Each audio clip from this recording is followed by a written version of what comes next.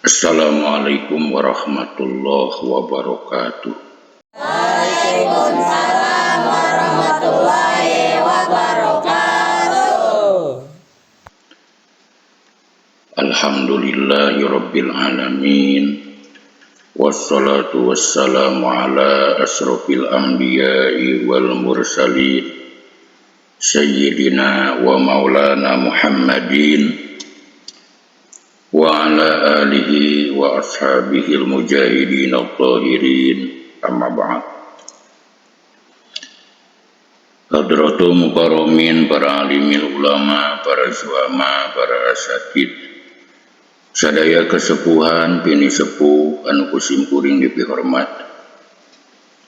sandriin sandria wabil khusus nu mondok di pesantren umumna, nu mondok di pesantren mana wae,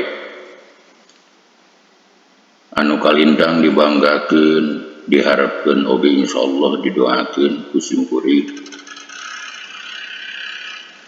Hadirin kaum muslimin, hadirat kaum muslimat anu sami-sami hormatin sim kuring sadayana.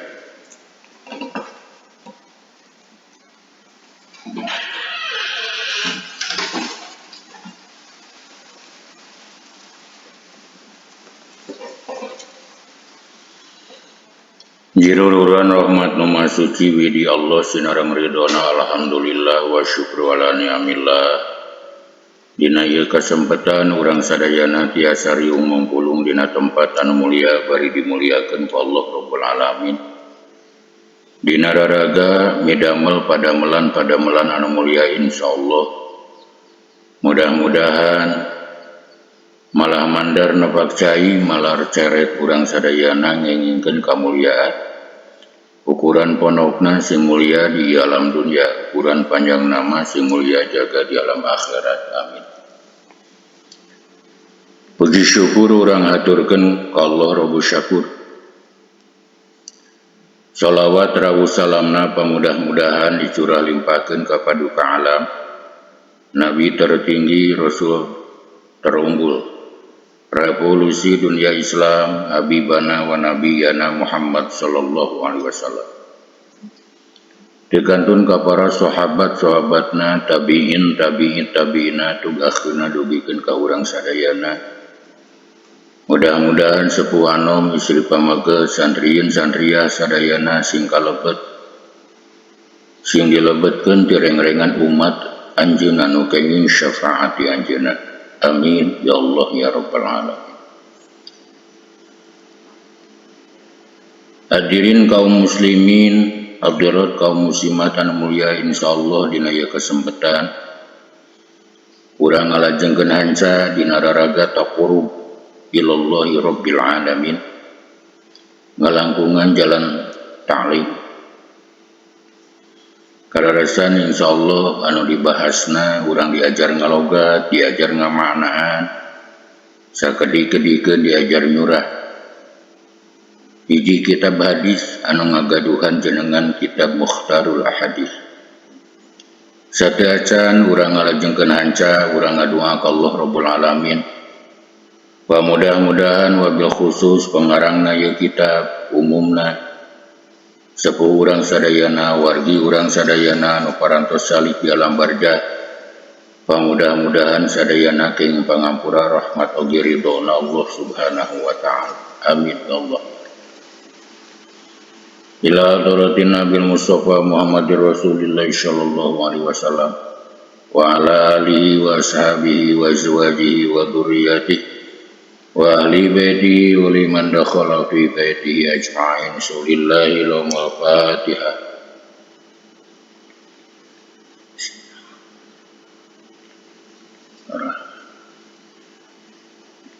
Iyyaka na'budu wa iyyaka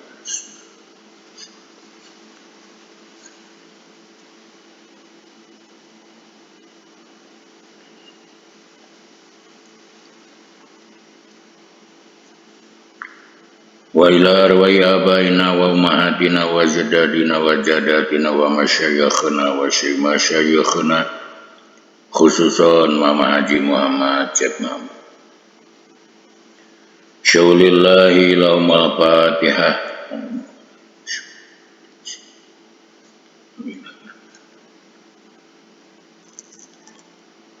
Iya kan.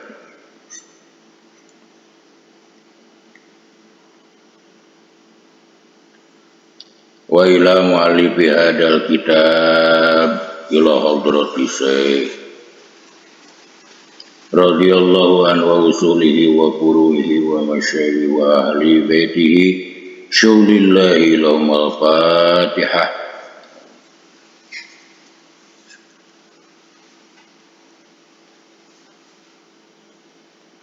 Iya kan.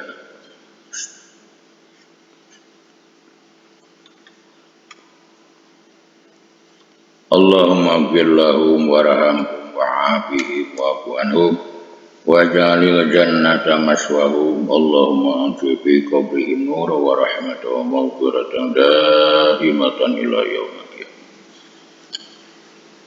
Amin ya Allah ya rabbal alamin. Mangga tinggal hancana insyaallah urang dina waktu sayeuna parantos dugi kana hadis anu nomor 180.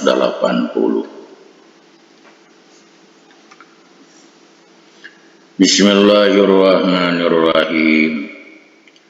Atfalul mu'minina, ari pirang-pirang putrana pirang-pirang jalma mukmin.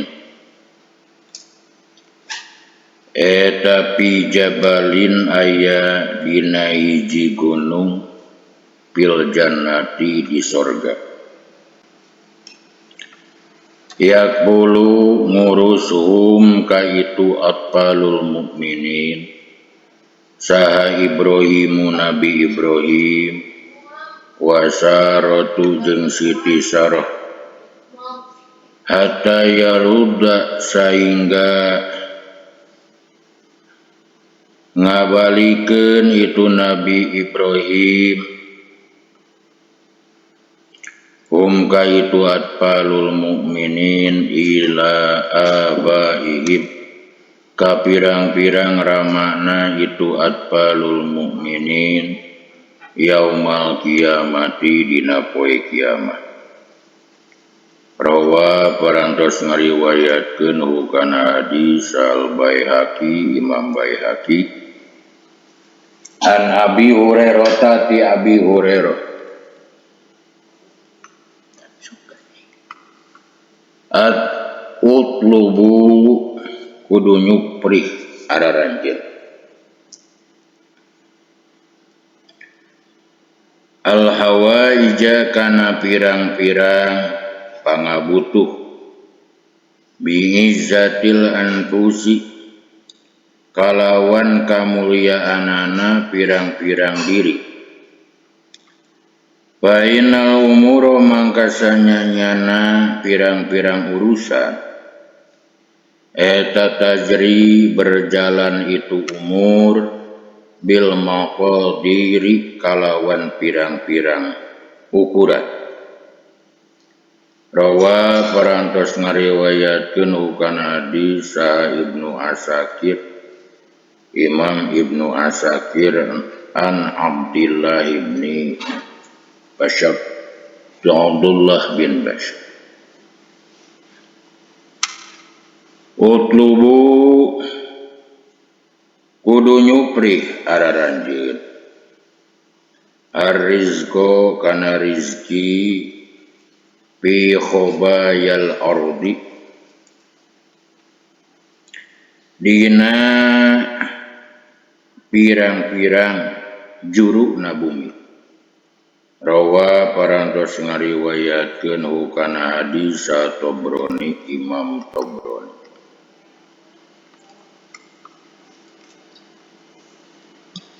Utlubu kudu nyuprih araranjeun al ma'rufa kana pirang-pirang al ma'rufa kana kahadiat mirruhamai ummati di pirang-pirang anu dirahmatna anu diasihna di pirang-pirang anu asihna ka umat kami.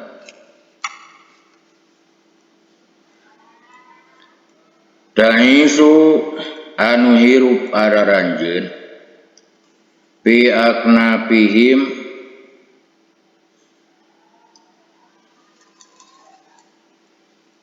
fi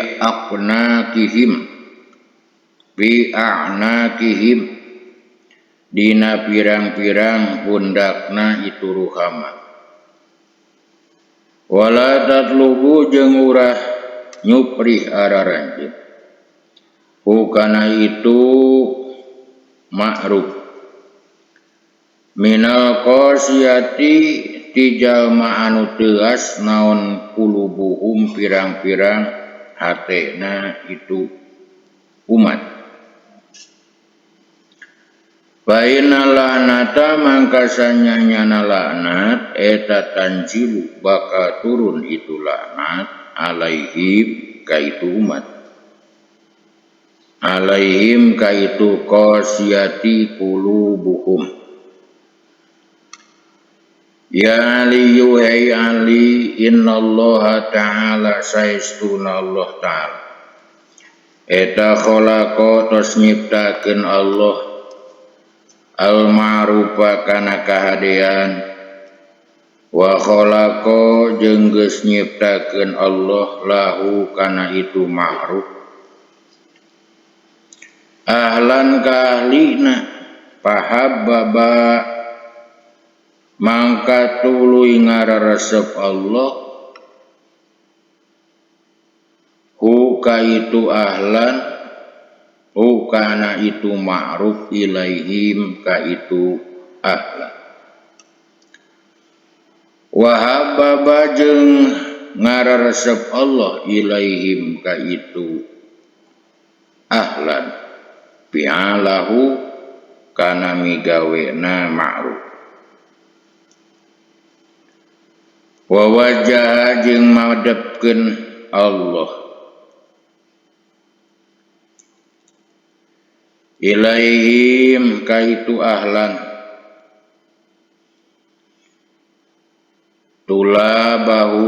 tulabahu kana anu neanganana ma'ruf kama wajah saberti madepkeun Allah alma kana cai ilal ardil jadbati kana tanih anu anyar litahya supaya hirup bihi kalawan ieu ma'a cai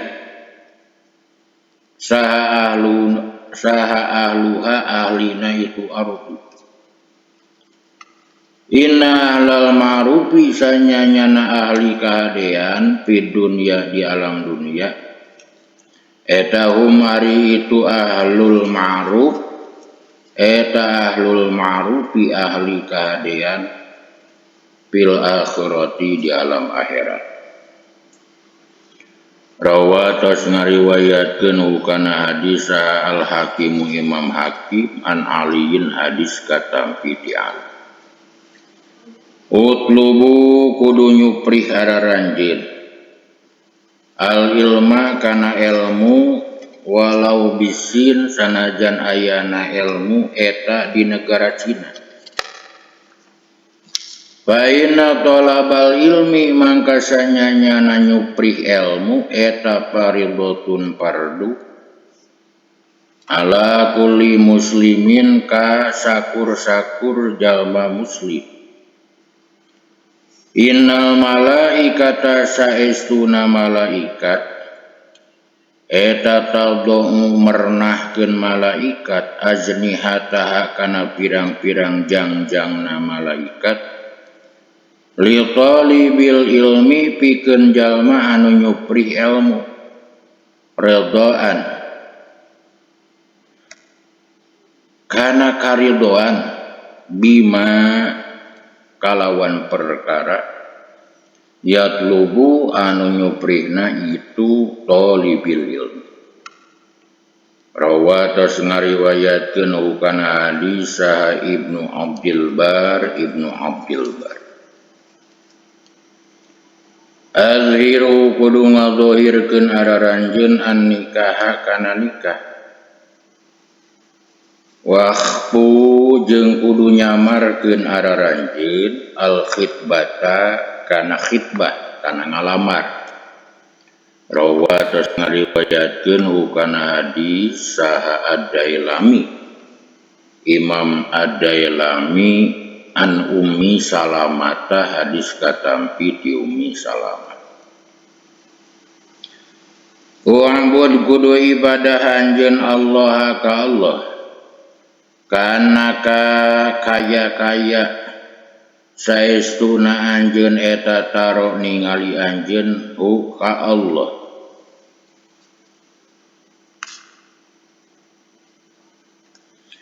Wa mudda jeung kudu nyawiskeun anjeun nafsaka kana diri anjeun pil mauta di pirang-pirang anu marawat.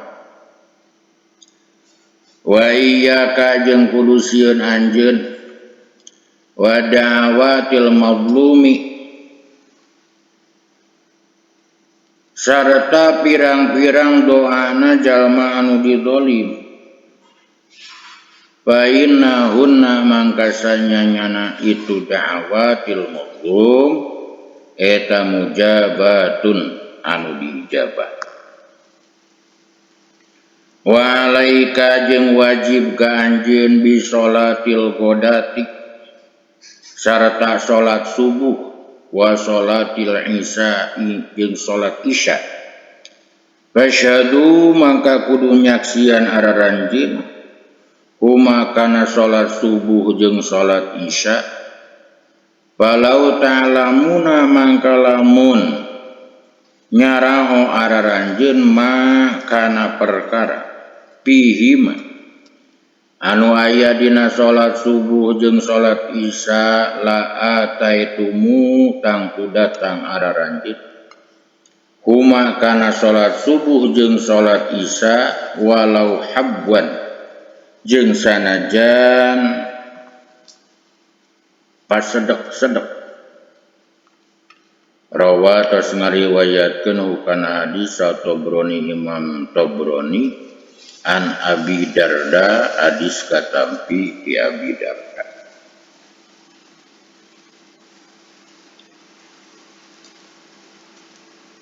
Anjeun kudu ibadah ka Allah kaya-kaya seperti anjeun ningali Allah. Siapkeun ku anjeun diri anjeun dina yang hareupan maot. Jeung anjeun kudu sieun kana pirang-pirang doana jalma anu didolim. Sabab doana jalma anu didolim pasti dijabah. Oge misti kanggo urang kanggo ngadegeun ngahadiran oge berjamaah salat subuh sinareng salat isya. Dawuh Kangjeng Nabi Muhammad sallallahu alaihi wasallam lamun sukma araranjeun nyaho kana kautamaan anu aya dina salat subuh anu aya dina salat isya tangtu urang bakal ngadatanganana kana eta salat subuh sinareng salat isya sok sanajan pasedek-sedek sok sanajan kayan urang marona. Wa'bud kudu ibadah anjeun Allah ka Allah ka annaka kaya-kaya sanya-nyana anjeun eta taro ningali anjeun ka Allah. Fa illam takun maka lamun teu geus bukti anjeun eta taro ningali anjeun ka Allah. Fa innahu maka saestuna Allah eta yaro ningal Allah ka anjeun. Wahsub jeung kudu ngitung-ngitung anjeun ma nafsaka kana diri anjeun ma'al mauta sarta pirang-pirang jalma nu maut. Wattaqi jeung kudu sieun anjeun da'watal mazlumi kana doana jalma anu didolim. Fa inna mangkasanya nyana itu da'watal mazlum eta mustajabatun diijabah.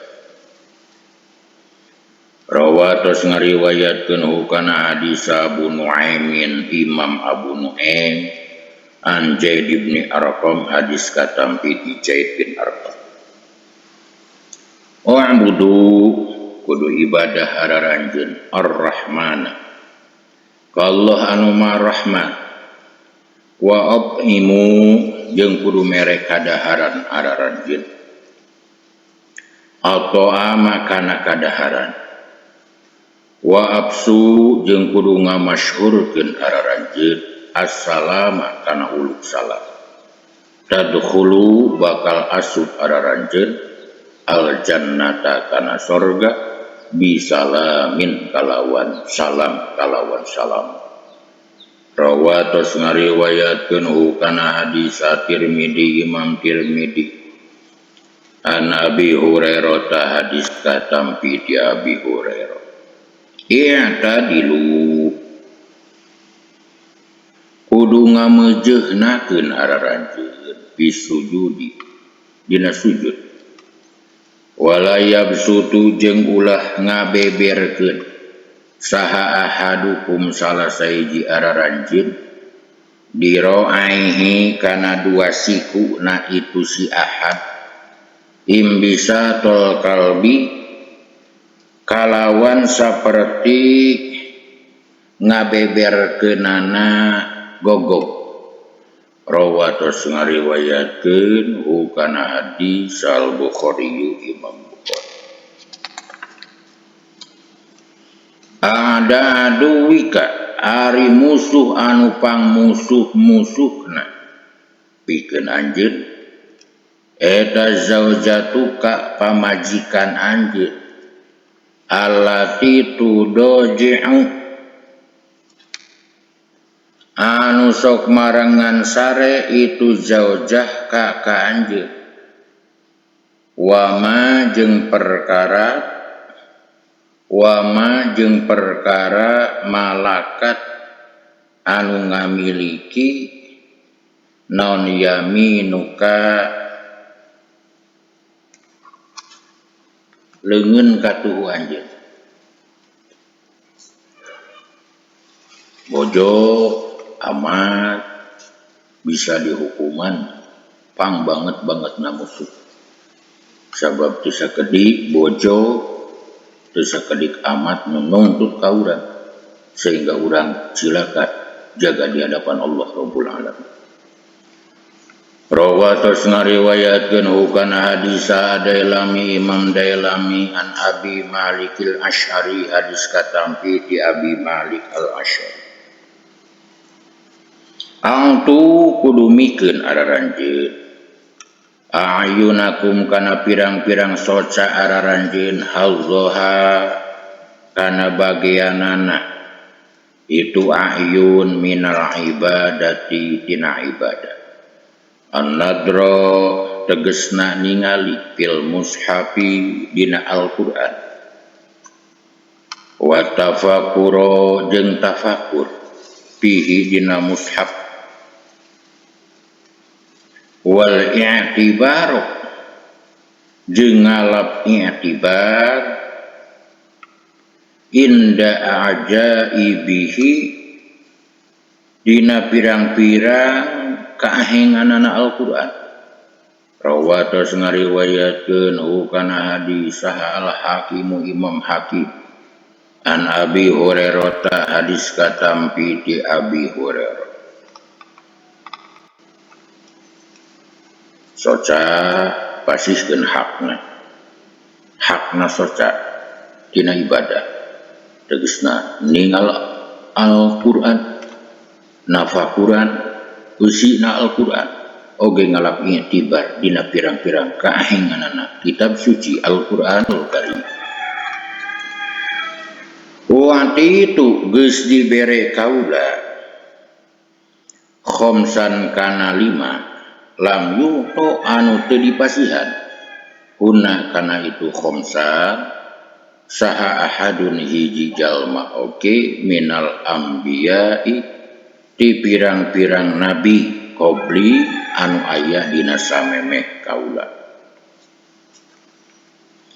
Nusirtu ditulungan kaula birru'bi kudipikasieun ku musuh masirata sahrin dina lalakon sabulan wa utitu jeung geus dibere kaula mafatihal ardi kana pirang-pirang kuncina bumi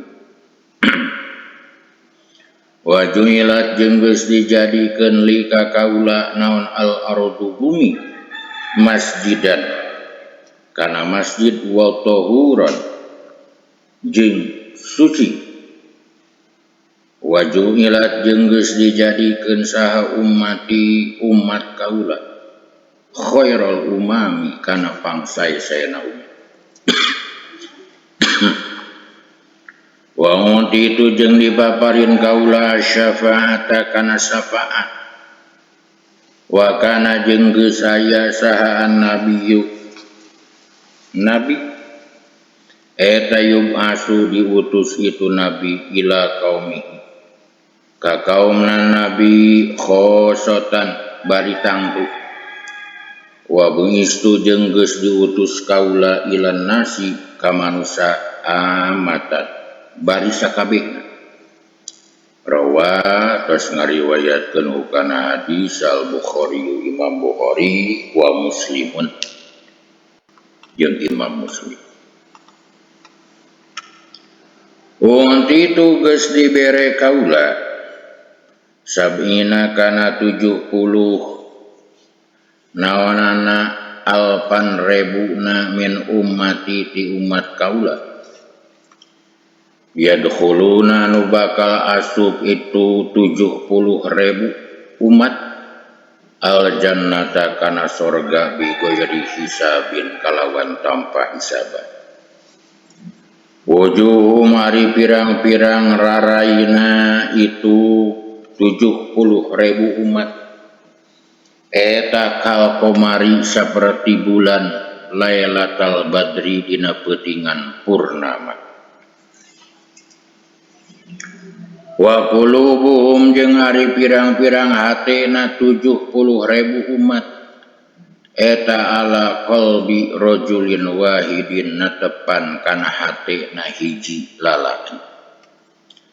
Pastajadtu maka menta tambah-tambah kaula Robbi ka pangeran kaula azza mahaluhur Rob wa zalla jeung maha agung Rob pajada tuluy nambahan Rob nika kaula ma'a kulli wahidin sarta saban-saban saiji sab'ina kana 70 naonana alpan rebu.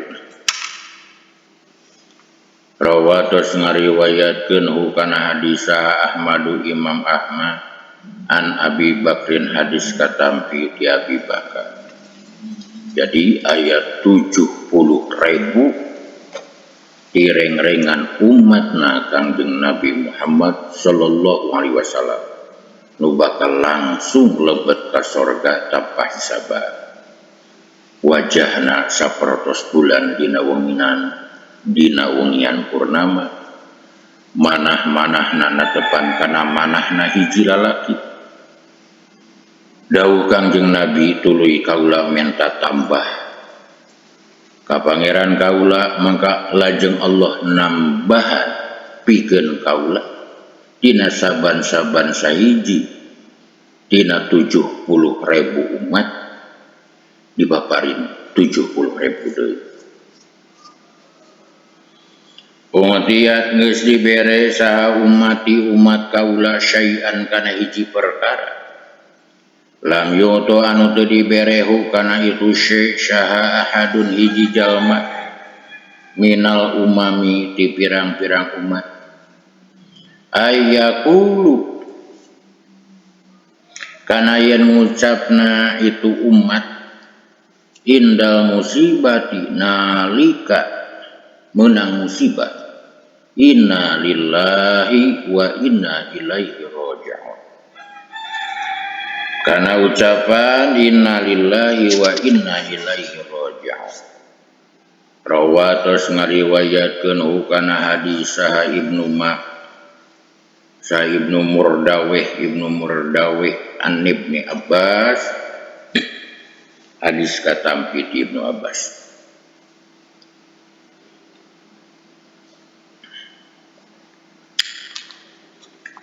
Atu kudu mikeun araranjeun al-ajiro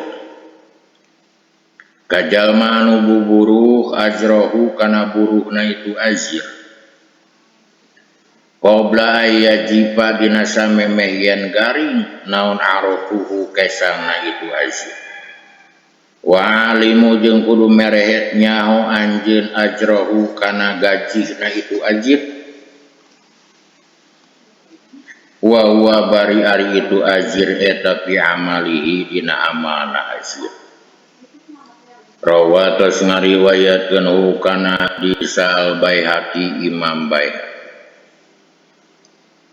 Aldomun nas aripang gede-gede na manusia naonana haman bingungna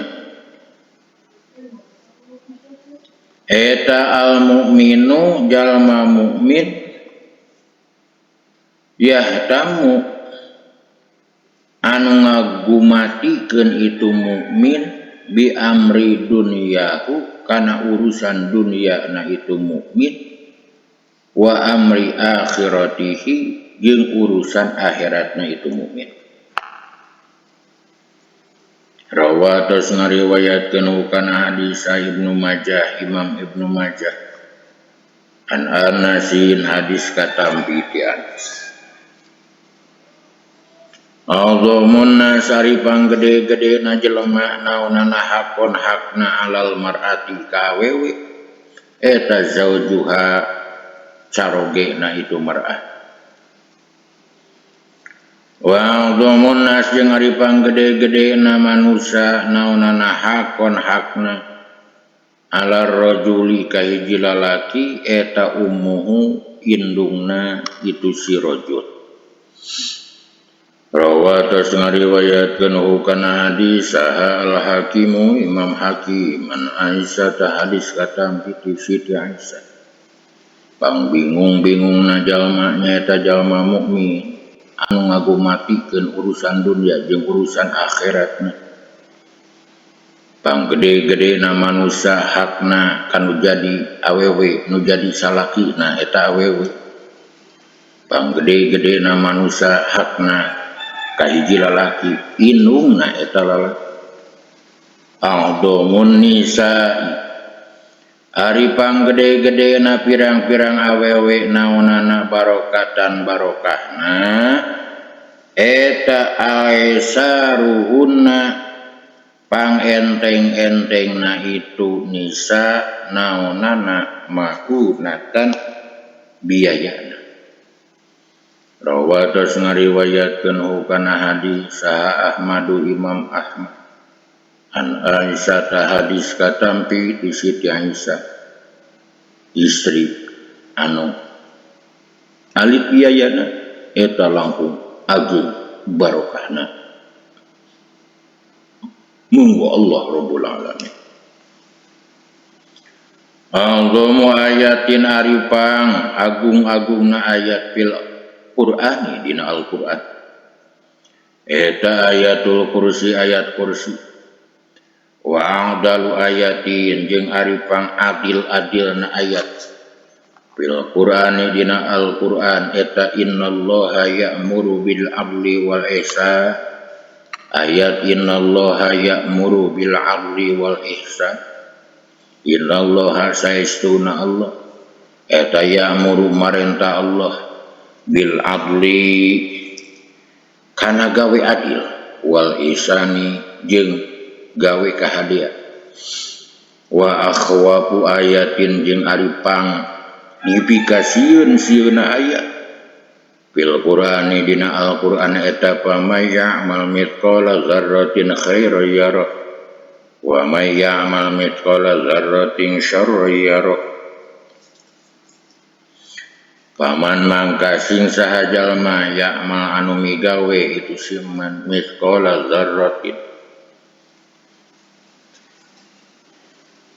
kana satimbangan siki sasawi khairon kana kahadean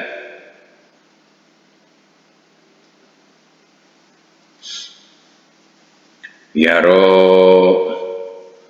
bakal ningali itu siman kana khair waman jeung sing sajalma ya'malu anu migawe waman jeung sing sajalma ya'mal anu migawe isiman mithqala dzarratin kana satimbangan siki sasawi syarran kana kagorengan yaro bakal ningali itu siman kana syarr. Wa arja ayatin jeung ari ayat anu pang di roja-rojana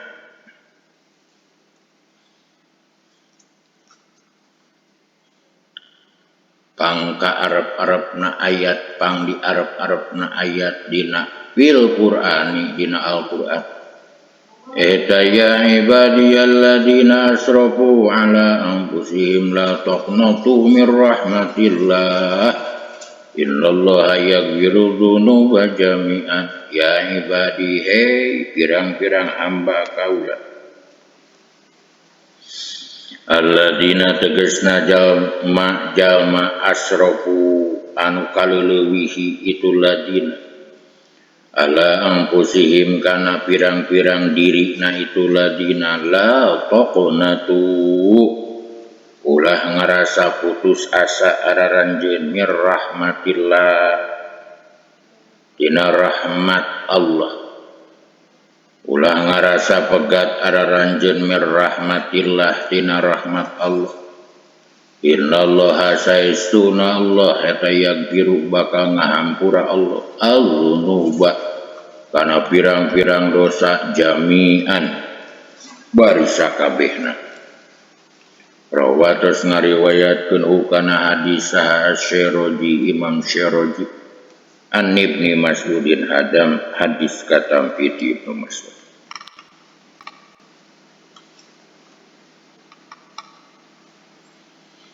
I'lamu kudu nyaho araranjeun anahu kana sanyana kalakuan eta laisa teu aya eta mingkum di araranjeun min ahadin di hiji jalma illa naon illa malu warisi angin harta ahli warisna itu si ahad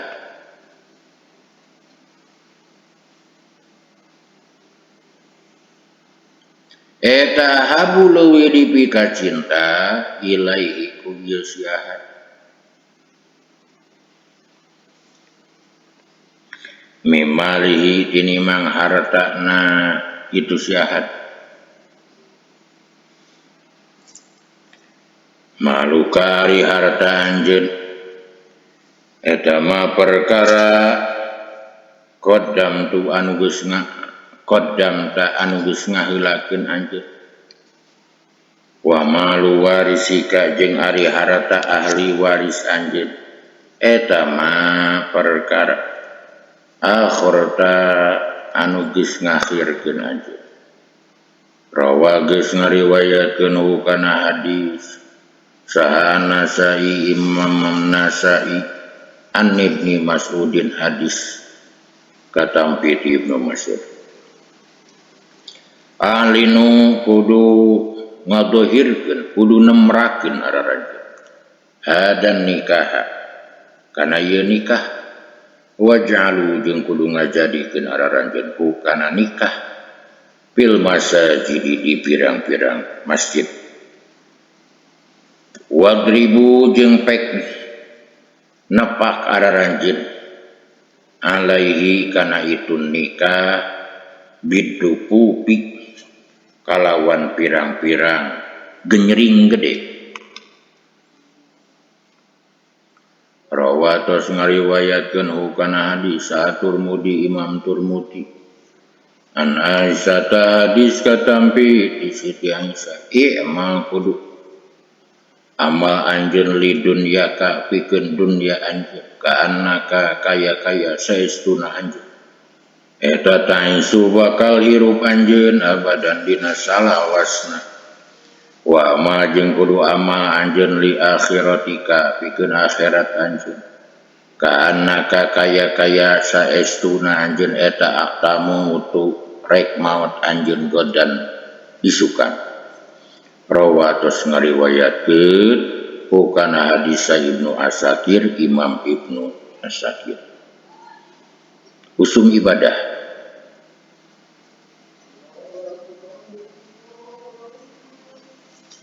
sing saperti rek maot isuk usum kasab usum usaha sing saperti anu maot salawasna. Hadirin kaum muslimin cekap taklim dina ieu kesempatan sakitu anu raresna ti Allah sinaran ti rasulna anu lepatna tina kabodohan wae simkuring pamugi keng pangampura Allah Rabbul Alamin. Rabbana atina fid dunya hasanah wa fil akhirati hasanah wa qina adzabannar. Wassalamu alaikum warahmatullahi wabarakatuh. Waalaikumsalam warahmatullahi